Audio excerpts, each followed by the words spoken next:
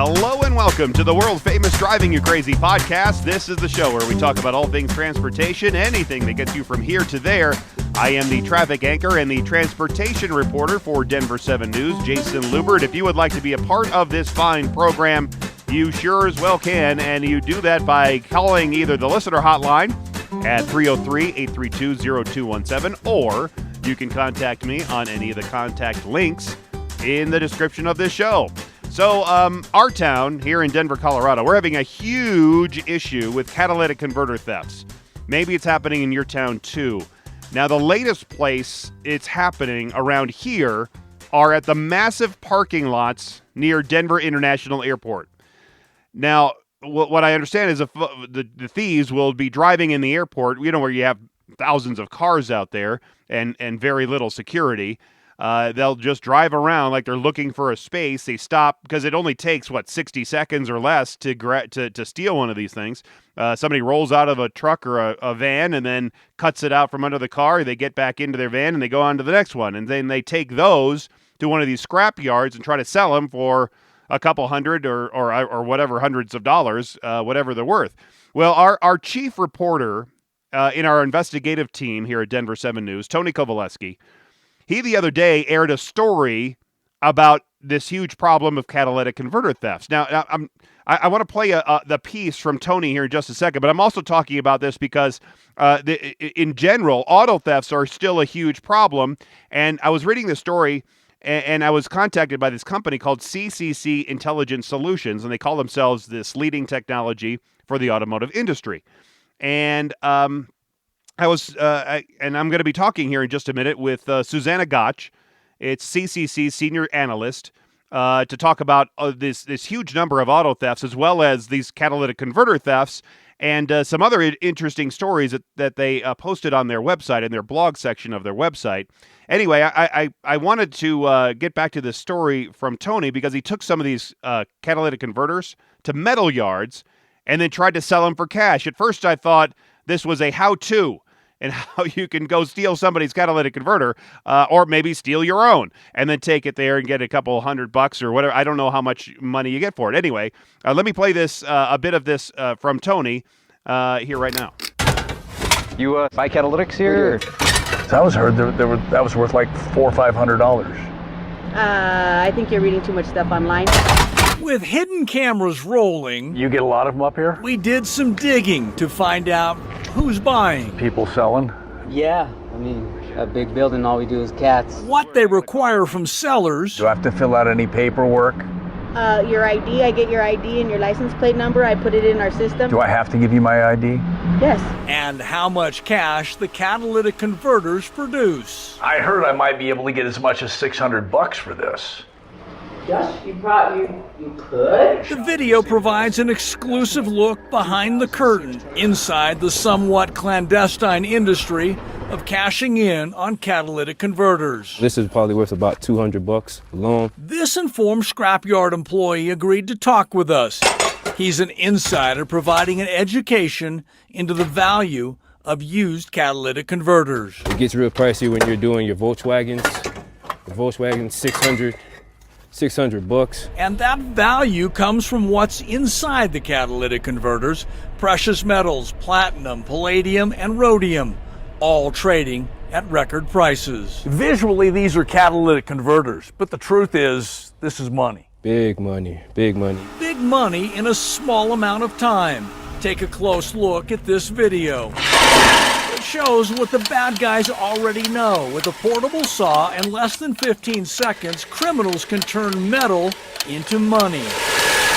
According to data provided by the Colorado State Patrol, that sound of a stolen catalytic converter hitting the ground happened more than 9,800 times last year in Colorado. I could give you up to $20 for this. During more than a half dozen visits to scrapyards around the metro area, we discovered a wide range of prices. Why is that worth so little? Because I've been reading they're worth like a lot of money. The reason for that is, and the reason for us asking for an ID is because there's a big theft problem with those, and so they're not paying that much. Remember, our experts said this catalytic converter was worth between $400 and $600. If you can find somebody to pay you that much for it, I encourage you to do that, I will warn you, you might get in trouble. Our visits to local scrapyards also uncovered some locations with a clear reticence to buy. I don't buy this from individuals.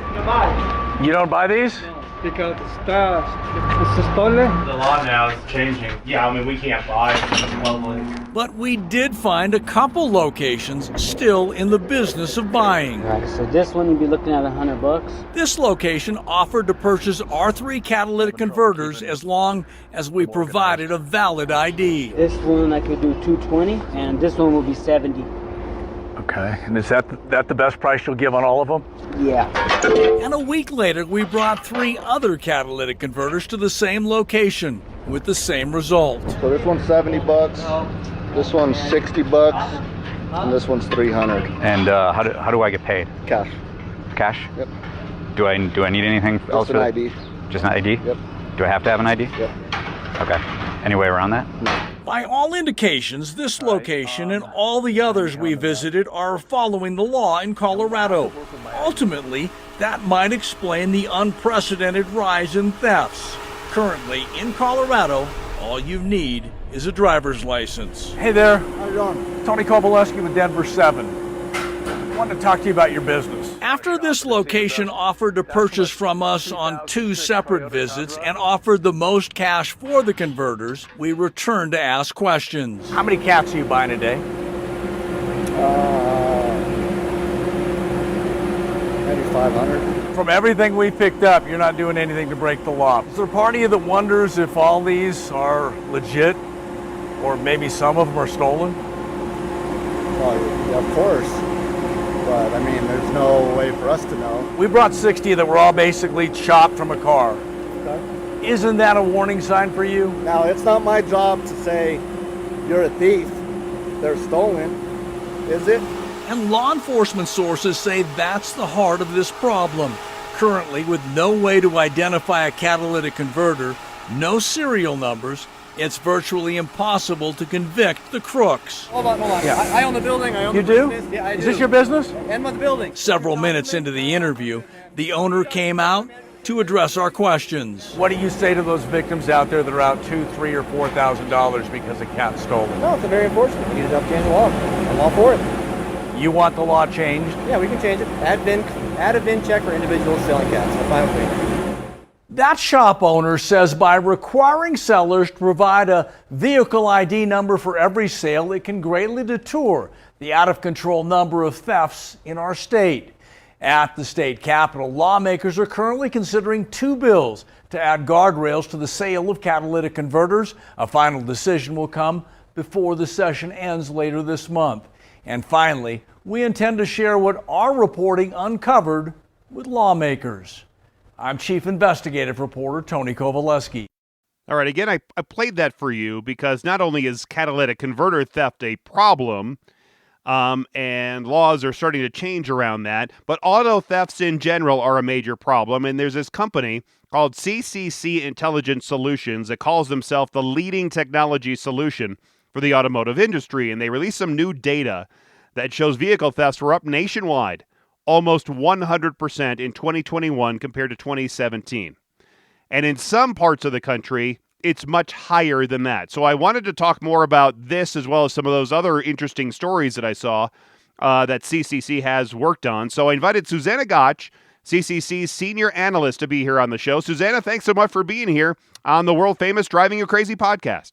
Very happy to be here. Thanks so much for the invite. All right, Susanna. So before we get into this data, let's explain more of what CCC does, and do those letters CCC stand for something, if anything? Yeah, so years ago when the company was first started over 35 years ago, it did stand for something, but since then it is more just sort of an acronym. And so CCC as a company is a leading SaaS platform that powers the multi-trillion-dollar property and casualty insurance economy. So folks driving on the road in Denver that maybe get in an accident, We work with about 300 insurers nationwide, many of whom obviously do business in Colorado and would be contacted to help handle that accident and that claim. And also 25,000 body shops, repair shops, many of which are also in Colorado, that would ultimately be responsible for the repair of that car, as well as numerous other parties within that entire ecosystem. So that's automakers, lenders, parts suppliers, etc. So CCC has pretty much gone the way of KFC. I mean, not I that would you're like making, to think it's a little better for okay, you. yeah, than the you're fried not chicken. making chicken. I know that, but okay. And I read that CCC's technology connects over 300 insurers and 2,500 repair shops and automakers and part suppliers, and really, when you're doing that, you're probably able to speed up claims and that repair process, right? Correct. Yep. So in 21, despite the pandemic, there were still about 17 million auto claims filed with insurance companies nationwide. And CCC processed about 15 million of those on behalf of our customers. And so we touch quite a few cars and individuals that have an unfortunate accident, and hopefully help make that whole process less painful by speeding it up. Generally, the faster you can resolve and get that customer back into their vehicle in pre-accident condition, the happier that customer is. But also help provide the tools to give them access to the information that they need to do things like, how do I know which body shop to pick? How do I know, how do I get alerts and updates about the status of my repair, and from my insurance company around sort of the status of my claim? So we have tools and solutions, including artificial intelligence, that's sort of woven in throughout those tool sets to help process those claims and make the experience as painless as possible for the consumers and for all of the parties involved. And we'll talk a lot more about that, as well as a bunch of other stories on your website, cccis.com. My guest is Susanna Gotsch, CCC's Senior Director and Industry Analyst. I do want to say congratulations first on the 27th edition of your report. Thank you. Yep. Yeah, and one part I found interesting is the disturbing findings about auto thefts in the past few years. It's really bad in some states like Minnesota and our neighbor state to the north, Wyoming. Correct. Yep. Yeah, and a lot of it has to do, we're to a certain extent a large byproduct of the pandemic, and so we had people that were not using their cars that were parked, which meant that they weren't getting a lot of visibility. In fact, there were reports of people whose cars were stolen and they didn't even realize it for upwards of a week because they weren't using their cars. We had people, frankly, that were looking for something to do. And, we've just seen a large increase, and part of the targeting of vehicles specifically has to do with the auto parts, specifically things like catalytic converters. And as you, I'm sure, well know, the materials used in catalytic converters are hard metals like palladium and rhodium and platinum, which have skyrocketed in value, thousands of % over the last several years, as the pandemic impacted production of that. The ability for raw materials to be even extracted, as many mines were also facing pandemic restrictions. And so we saw the cost of those materials, and an easy target would be those cars with stories of, even, for example, car lots being targeted, where thieves would get in and steal upwards of 30, 40 catalytic converters within a single evening. Carjackings have risen, sadly, across many large metro areas as well. And so all of those things combined have led to a super increase in thefts. It's interesting that it just triggered my mind, because there's an auto shop just up the street from me. And what they've done now, because they had a rash during the pandemic of people stealing the cars that they were repairing because they were just parking them inside, outside in the lot, outside their shop. And now they're parking as many as they can inside the lot. They have them on the lifts. They have some in the bays. Then they pack them all up right against the bay doors so you can't get in there. And really, it's only the outside cars that are, I would think, most vulnerable. So it sure is. Yep. My guest is Susanna Gotsch, CCC's Senior Director and Industry Analyst. Looking at the top 10 list of states, Minnesota, Wyoming, Iowa, Maine, Colorado is in there, South Dakota, Idaho, Montana. You could really classify those as rural, lower population states. Do you think there's a reason for more thefts in those states? Well, for one, I think you've got, I went to college in Minnesota. Minnesota's cold. Wyoming is not as cold, but, you've got vehicles parked out. A lot of people are not out in the evening hours. They're hunkered down inside. You also have a lot of large trucks being driven. And specifically, when you think about like the catalytic converters themselves, the larger the vehicle, the larger the catalytic converter, and the more metals available for extraction from that. And so that was certainly a key variable as well. Do you think that these catalytic converter thefts are going to keep continuing to be on the increase, or do you think they're going to be coming down? Because that seems like it's obviously an issue that you folks are looking at. Yeah, so if you think about what is also happening as a sort of a major trend that we've seen coming out of this pandemic is the automakers, really pivoting to focus on the development of EVs, electric vehicles. And the good news with EVs is EVs really don't require those same types of materials. They don't have to have a catalytic converter. So the requirement to have that type of, part on a vehicle essentially goes away. Obviously, EVs still account for, in 2021, I believe was about a little less than 3% of all new vehicle registrations in the U.S., but that number is expected to grow. So that should help. But a lot of those hard metals, just like, for example, the metals that are going to be needed for EVs, like cobalt and lithium, those are all metals that have a lot of requirements from a mine development perspective to actually build those mines to get those materials out of the ground.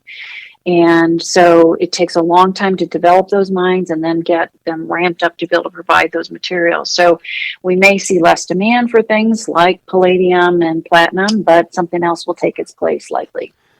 And we were just mentioning those states, those with the higher numbers of auto thefts and how they are more rural and lower population states. But when you look at the percentage of vehicle thefts that increase in the 10 largest metro areas there in 2020 and 2021, you have your traditional largest metro areas in there: New York, Los Angeles, Chicago, Houston, Dallas, Miami, Philly, Atlanta. Is that just a function of pandemic-related higher crime or something else? I think, so if you look at it on a state-by-state basis, what we're measuring is the percent change in the theft percent. So if you've got a state that might have had a relatively low theft percent, even a nominal increase in that percent could appear to be substantially, a large impact or a large increase in thefts. And I think that's part of the reason we saw some of the states like Wyoming and Iowa see, sort of pop up to that list, because they saw, despite a relatively low theft rate compared to some of those large metro areas that have historically been where the largest volume of thefts come from.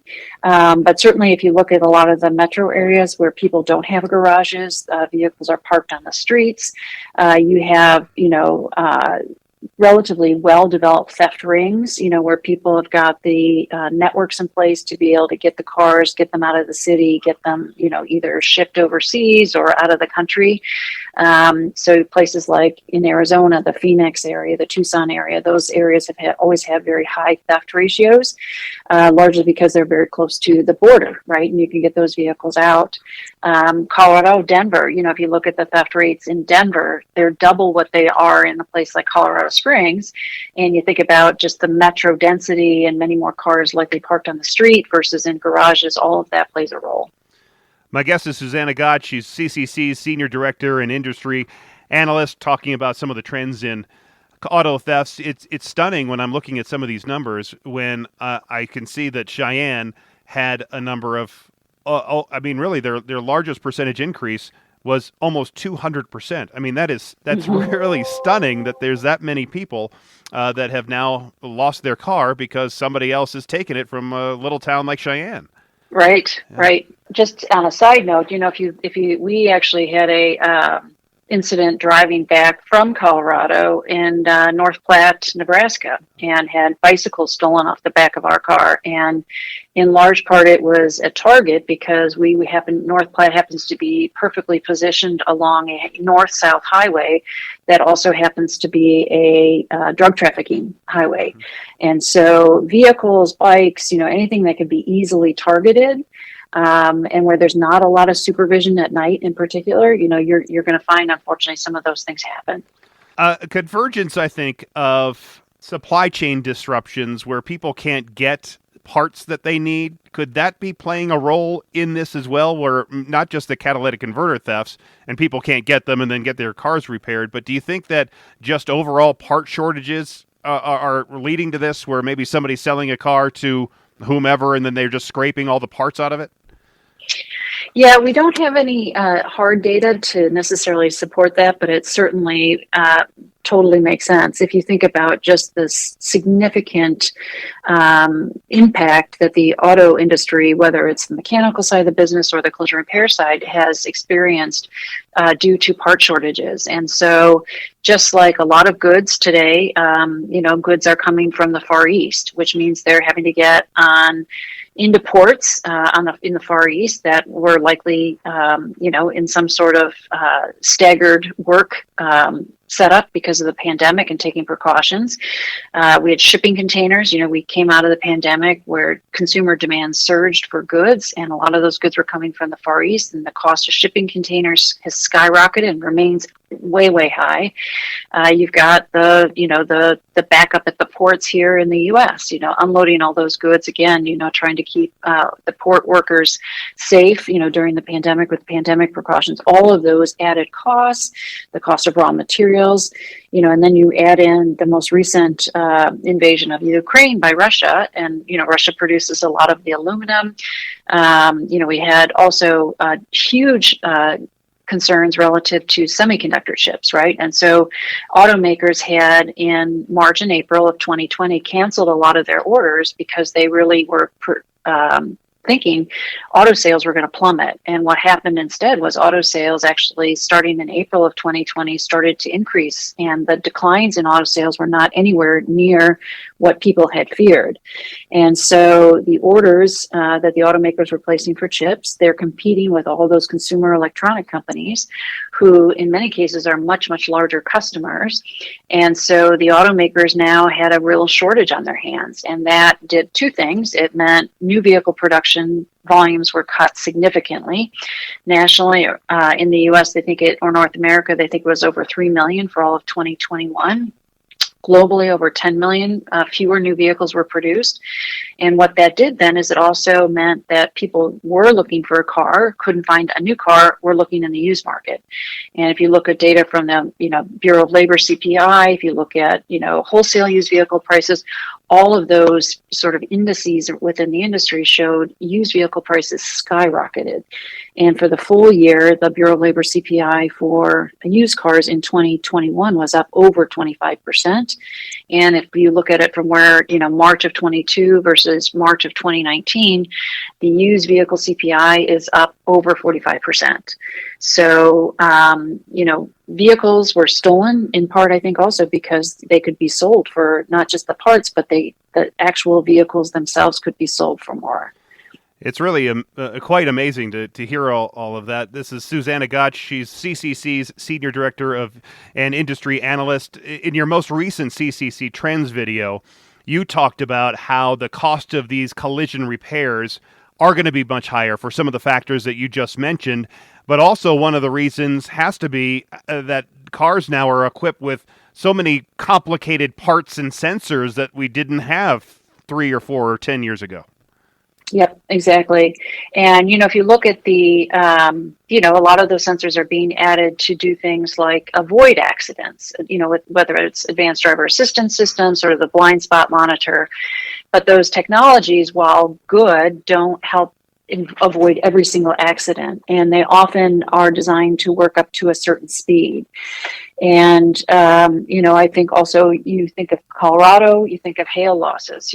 There's not any ADAS, Advanced Driver Assistance System, available for hail losses.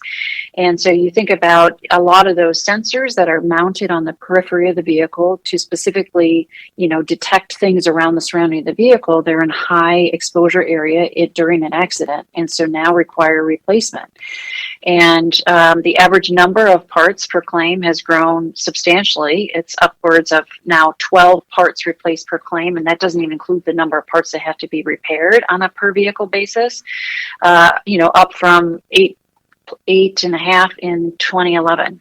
So a pretty substantial increase. And as you replace more parts, the number of labor hours also grows. And couple that with sharp increases in the average cost per part, specifically related to some of the supply chain issues in 2021. And it's meant that we are now seeing repair costs accelerate at the fastest that we've ever seen since tracking the data going back to 1997. And all of this means that the collision repair centers, when we have a collision and want to get our cars fixed, they have higher costs because it's tougher to replace and find these parts. And then also to find the right people that know how to put in these sensors and these more complicated parts.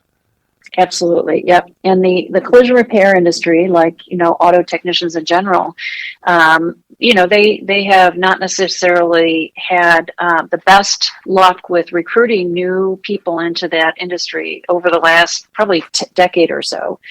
And it's gotten worse now because the skill sets needed are even more, in some cases, advanced.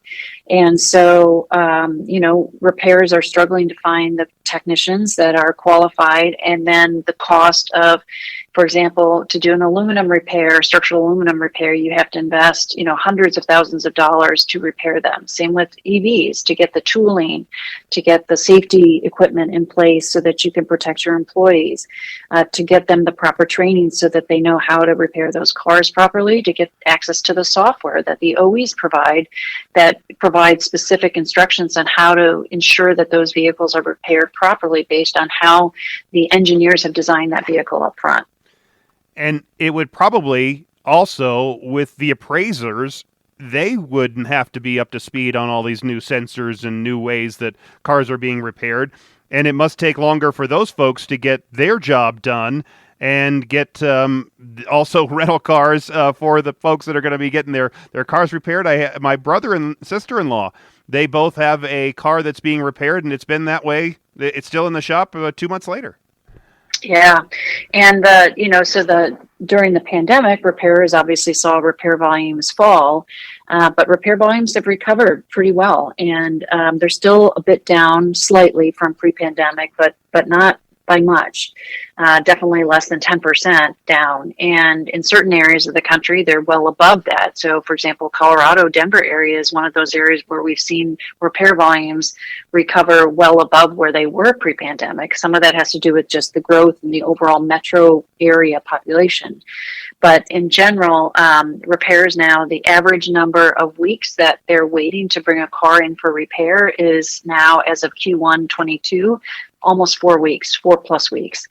And the last thing repairers want to do is take a vehicle that can be driven, even though it's got some damage, and bring it in to the shop and find out they can't get the part. So they're having to, definitely wait till they get all the parts that they think are going to be necessary for that repair before they bring that car in.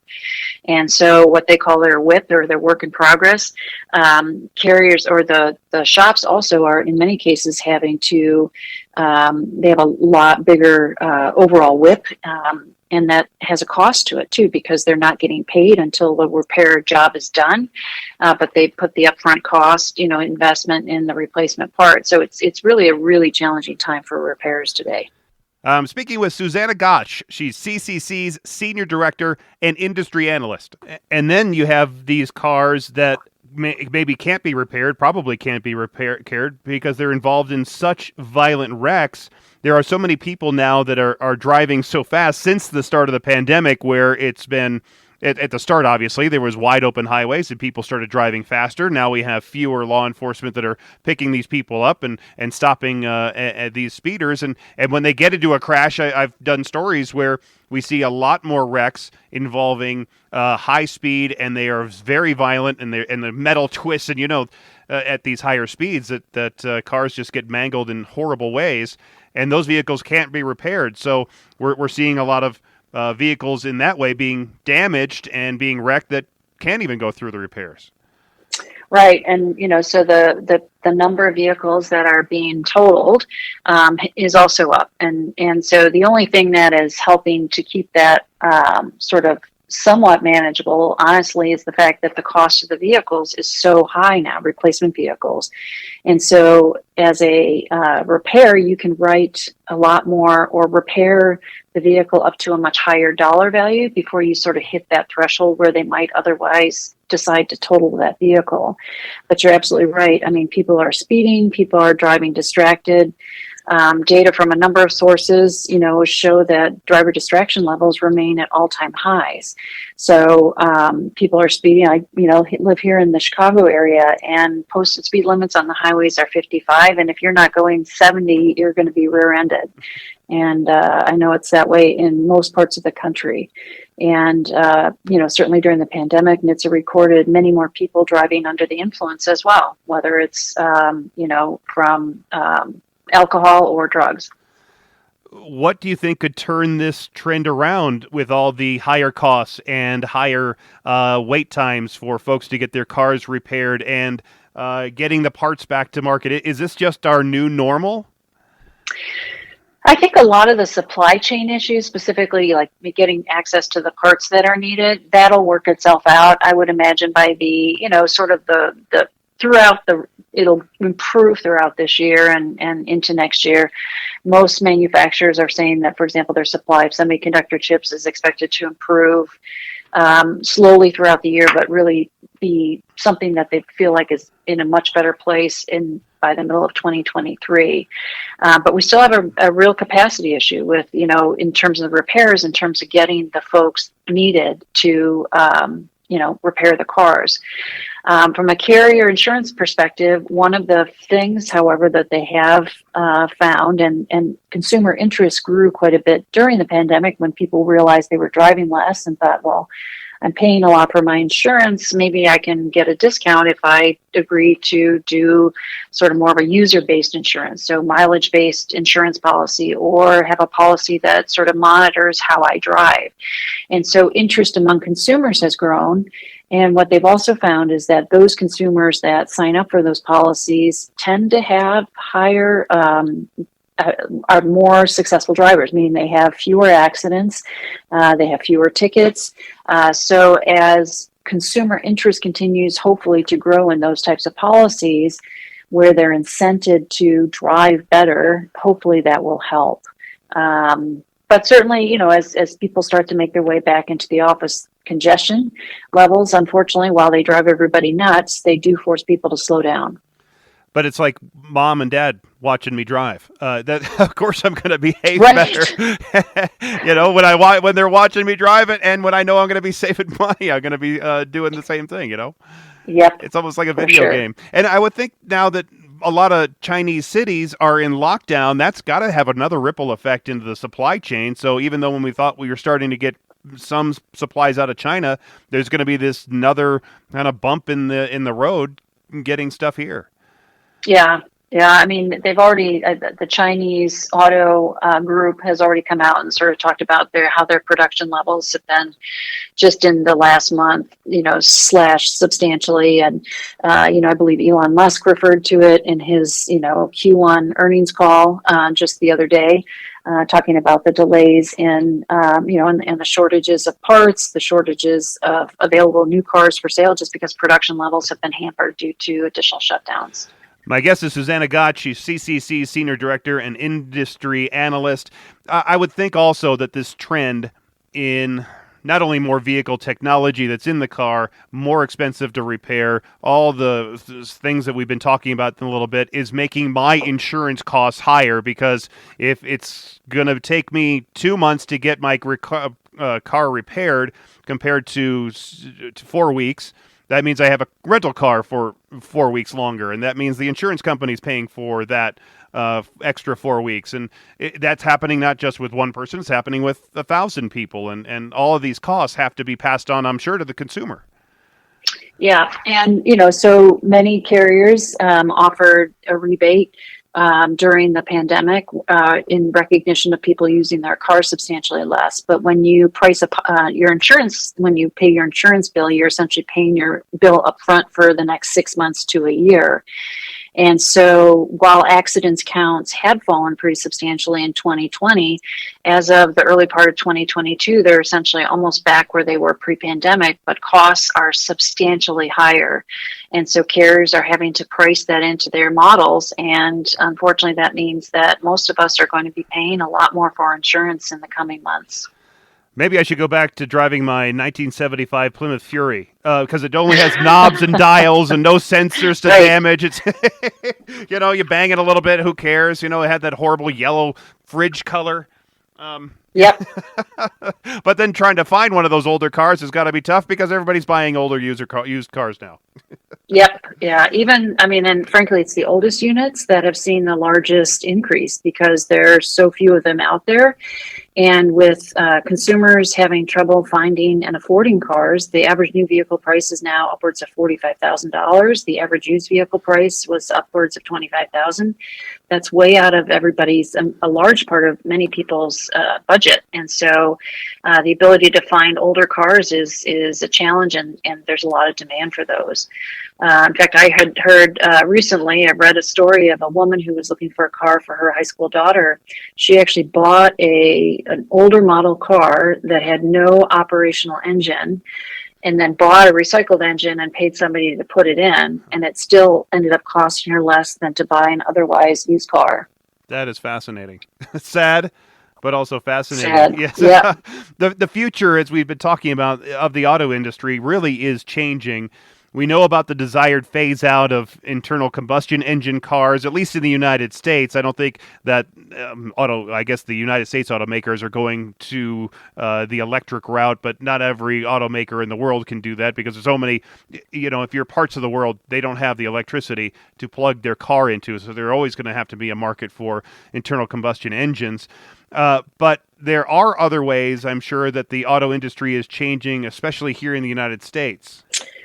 Yeah, there's a lot of been focus and, pre-pandemic, people would talk about the ACEs or CASE, which is the acronym, which is autonomy, connected, electrified, and shared. So really referring to, the advanced driver assistance systems all the way up to full vehicle autonomy. Connected cars is really sort of the telematics, the ability, think OnStar, think Subaru Starlink, the ability to have, in the case of an accident, somebody reach out to you to say, are you okay? Do we need to send emergency services? EV, obviously, a big jump in EVs, and then the shared, which is sort of the, think Uber, Lyft, but also manufacturer-sponsored programs like that. And so pre-pandemic, there was a great deal of focus and media focus, but also automaker focus around vehicle autonomy. And I think with the pandemic, we've seen a lot of the focus shift as they realized, you can solve for that first 80% of the autonomy, but the remaining 20% is the hardest part to solve for. And so what we've seen is sort of a renewed focus around EVs and also connected cars, both of which, are responding to changes in consumer demand, but also changes in sort of our world in general. Yeah, because autonomous cars are one way that automakers really want to, we've seen that with Tesla, want to take the industry, but we're not anywhere near ready for the fully autonomous Tesla or GM car or any kind of car just yet. It doesn't seem like, are the infrastructures ready and people are ready for the autonomous car just yet? Right. Yeah. I mean, in full production today in the U.S., the most is sort of that there's 5 levels of autonomy, according to the Society of Automotive Engineers. the best at this point is level 2, which is sort of think the Tesla autopilot, think, Kia's got, most of these automakers have something which is some variation of adaptive cruise control, which involves both sort of the automatic emergency braking, front crash avoidance, plus, lane keeping assist. And that technology people really like, right? Because it allows you to sort of program your car if you're driving a long road trip. But what they found is that consumers and drivers in general, if they're not fully engaged in the driving exercise, if they think the car can do it on their behalf, they very quickly totally disengage. And most of these systems are not set up yet where they can take over the driving all the time. So the car will, within a matter of seconds, all of a sudden, essentially, pivot back to the driver to say, hey, you're in charge now. And whether it's the lane markings disappear on the road and the car doesn't know where to go, or the traffic slows to such a speed, any variety of factors, and that technology turns off, and the driver has to be ready to take over. And what they found is that we aren't really very good at that.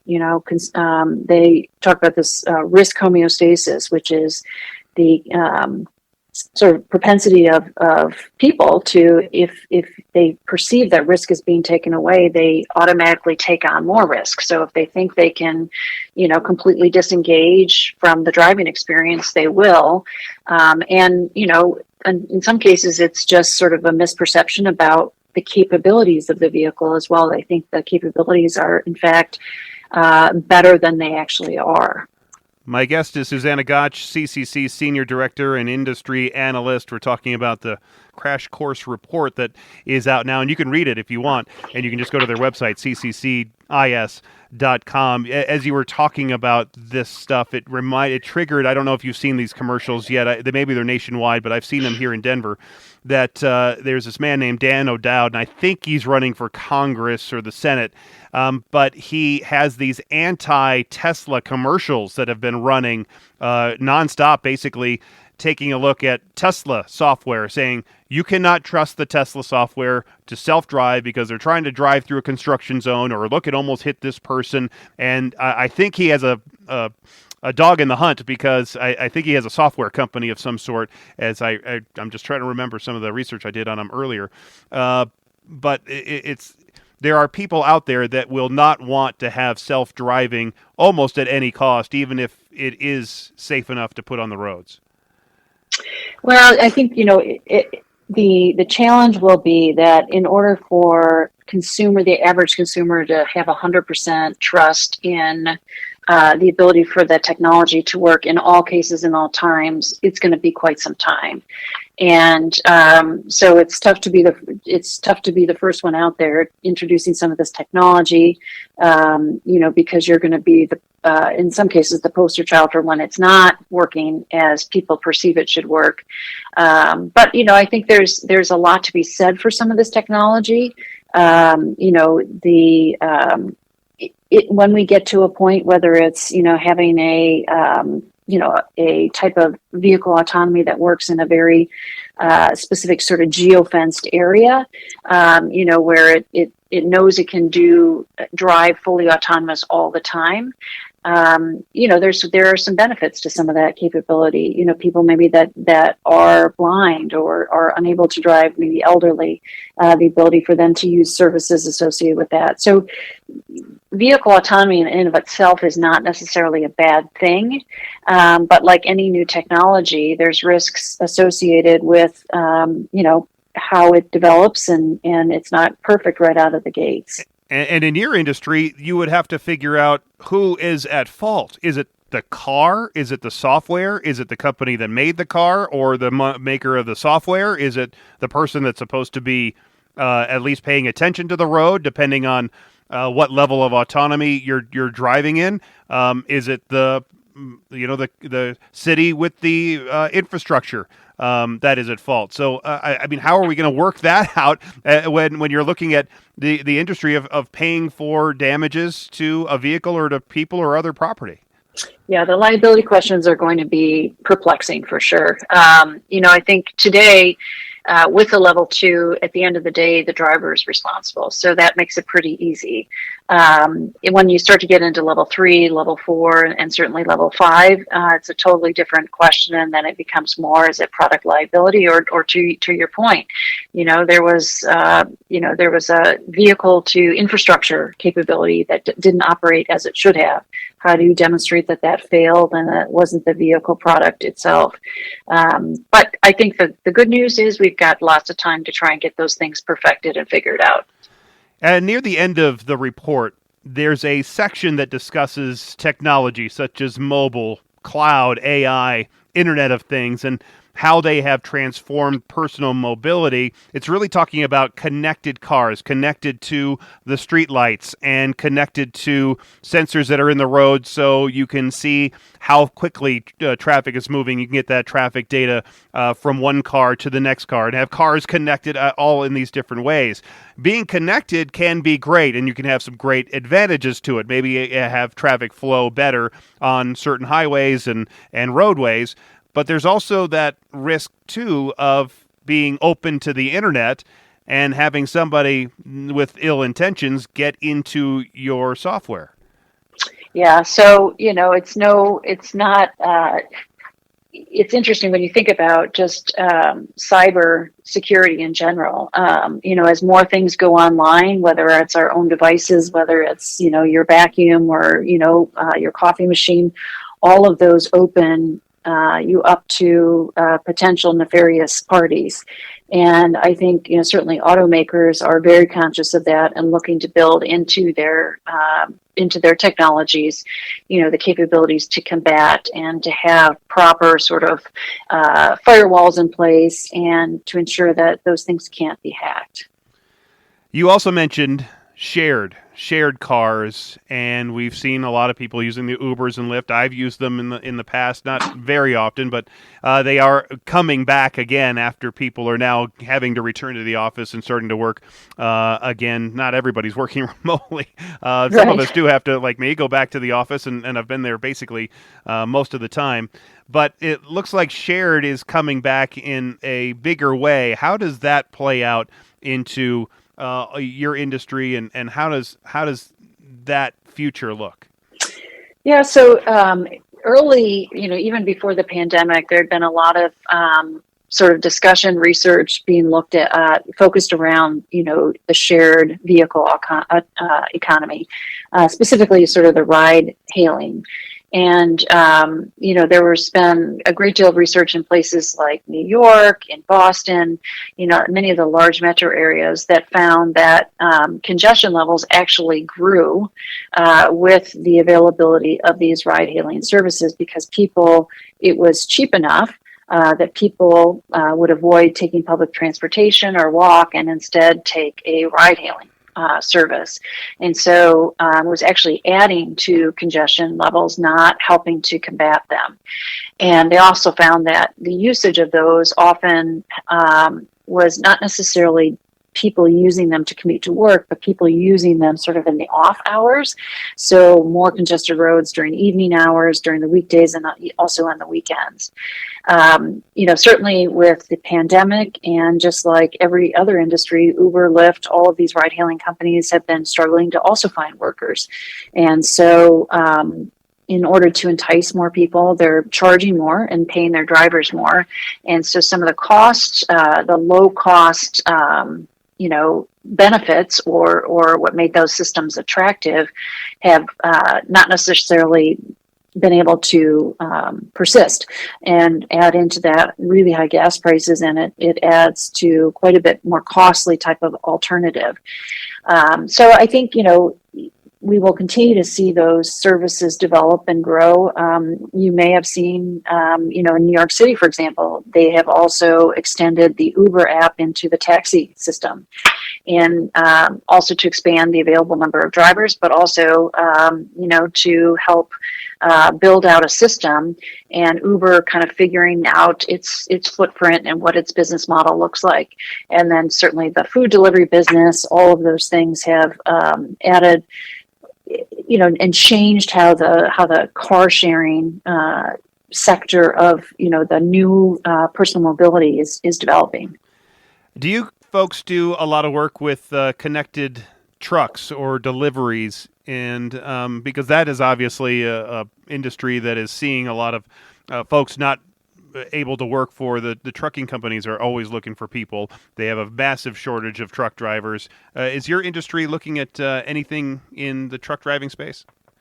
So we work with numerous carriers who do not only private passenger auto insurance, but they also do commercial insurance. And on the commercial insurance side, having available drivers for companies that are trucking companies has, as to your point, been a major concern. And so there have been programs in place to sort of make help drivers, whether it's through connected technology, routing systems, scheduling systems. A lot of that was designed to help. But at the same time, on the commercial side of the business, the insurance companies were also seeing the impact of what they call social inflation, which is essentially sort of this whole acceleration in the number of lawsuits when a large truck rig was involved in an accident where it was perceived that it was a easy target for a lawsuit, and then the average awards being awarded by juries skyrocketed. And of course, obviously that all adds to the price of the insurance that we all pay. And so in part, some of that technology definitely helps combat sort of and prove the real facts of the accident. But there have been stories also where that same technology, the person suing will request the records of that driver going back maybe 6 months to look for any pattern of, potential driving concerns. And so there's a benefit and the flip side, people will find how to use it to their benefit. My guest is Susanna Gotsch. She's CCC's Senior Director and Industry Analyst, also the author of the annual Crash Course Report. You can read it at cccis.com. All 53 pages of it, Susanna. So, was there anything else in that report that really stood out to you? I have to give you credit. You did a fantastic job of summarizing it. You may be one of the few people that took the time to read the whole thing through. So I appreciate it. You're right. I might be. Is there anything that did come out to you as well? Because there are, so many interesting parts of this thing. Yeah, I think the only, last thing I would add is if you look at, the collision repair and the insurance industries, they, like all industries, have tried to sort of create a mechanisms to communicate with their customers sort of in the new way that consumers want to be communicated with, through digital applications and platforms. And so what we've seen in just even the last 5 years and even 2 years is substantial adoption of digital capabilities, both at the insurance company and at the collision repair, to do things like make it easy for customers to find out which repair shop they want to take their car to. They go to an app and they see, okay, here are my hours of operation. I can schedule my repair in. I can see what certifications they have. I can get status updates from them. Even things like, I'm not sure I want to get my car fixed, so I'm going to send in photos to either my carrier or to my collision repair shop and have them give me an estimate without me having to go visit 3 shops. They can look at the pictures, and through the pictures, the experience of the adjusters and the technicians writing those estimates, combined with artificial intelligence, can give the consumer a really good idea of what that repair cost is going to be, and then decide whether they want to get their car fixed or not. So there's a lot of new tools being developed to facilitate the overall process and get it to a point where it provides the same, if not same, but similar experience that consumers are now demanding based on their experience with companies like Amazon or others, where they're really expecting the ability for that company to understand what their wants and needs are immediately upon contact. Do you expect to see some of these same issues for your next year's report? You must be already working on it now because it is pretty extensive. I'm sure you're working on it all the time. So do you see some of the same trends now that you will see in the 2023 report? Yeah, I think it's more of the same, unfortunately, which is we will see, some improvement in things like supply chain issues, but capacity issues are going to continue to be an issue. All labor markets, across the U.S., we're at record low unemployment. We've got, people that have not returned to the workforce post-COVID. And so the good news is that's helped raise wages for a lot of people, but it also means ultimately, the cost of wages, the cost of raw materials are all contributing to higher record inflation. And so that trickles down throughout the whole entire chain. And so certainly those are things that, things like the Federal Reserve and others are trying to resolve, but it's not, unfortunately, going to be anything we're going to see a quick fix to. You're going to have to go to 54 pages next year. For sure. All right. If anybody does want to read all 53 of this year's, you can go to cccis.com. You go into the news and insights part, and then you can see it. The link to the 2022 TENS crash course trends report right there. So again, Susanna, thank you so much. Appreciate all your expertise. Thank you, Jason, so insight. much. Appreciate the opportunity. Yeah, it's been a fun conversation, so I appreciate all your insight. Oh, yeah. Thank you. Take care. And again, if you want some more information or if you want to read that full report, I do have that link to that report. It'll take you right there in the description of the show.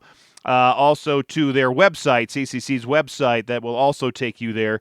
So, if you want to read all the pages of that report. Next week, I'm going to have this really interesting interview about car subscriptions. We've talked about this in the past. I think with Volvo, it's been many episodes back, but I think Volvo has this subscription as well. Some of the other car manufacturers do it right from the manufacturer is the one who does it. But there's this company called autonomy.com, and they're doing it in a different way where they're using electric cars in a subscription service because they say that this is a way to get lower income people into EVs. Since the price point, it keeps so many people out, even with those tax rebates from the federal government and from some states, a lot of people can't afford those EVs because they're so much more expensive than a regular internal combustion engine car, and definitely more expensive than a hybrid. So the higher prices of these EVs are keeping some of the lower income people out. And I also have a whole ton of other questions about subscription car services and how it's going to work and what's included and maybe the future of these things and why they think it's better for lower income people and why it might be better than a lease. Because we've talked, everybody knows about a lease and a buy, but do you know about a subscription? So I think there's a lot to talk about with this next week. By the way, if you have an interview question that you want me to ask about this, then you could also send it my way in the contact links. Or if you have any other show idea, interview idea, let me know either on the listener hotline 303-832-0217 or of course on any of the contact links in the description of this show. Thanks again for being here. Thanks for listening. And until next time, I'm Jason Luber, the traffic guy. Be safe and as always, happy motoring.